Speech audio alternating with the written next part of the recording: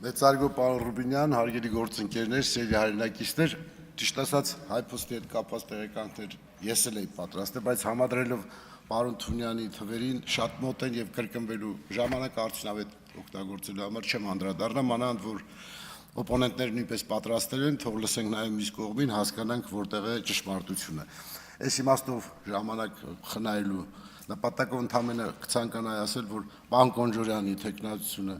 կարևորում եմ այն իմաստով, որ 5 տարվա ընթացքում որպես ֆրակցիայի ղեկավար աշխատել է բացառիկ անաչառությամբ եւ կվկայեն իմ գործընկերները եւ նույնիսկ նախորդ եւ նախկին ազգային ժողովի նախագահ, որոնք զգացել են, որ որևէ տարբերություն չկա պարոն Կոնջարյանի համար պարզ պատգամավորի ազգային ժողովի նախագահի տեղակալների պարոն Ռուբինյանը կվկայի եւ որովհետեւ մեկը արտոնյալ վիճակում չի հայտնվել եւ դա ես ակնհայտ հայտարարում եմ եւ պատասխանատու հայտարարում եմ, որ այս նոր պաշտոնում առավել մենք կտեսնենք իր բարձր որակները, կրթական բարձր ցենզը, մարդկային լավ որակներ եւ այս իմաստով պաշտպանում եմ պարոն Կոնջարյանի տեխնացությունը, վստահ եմ, որ հրաշալի կաշխատի եւ մեր պետականության մեջ նոր ձեռագրեր դեռ մենք կհանդիպենք նաեւ իդեմսկ պարոն Կոնջարյանին։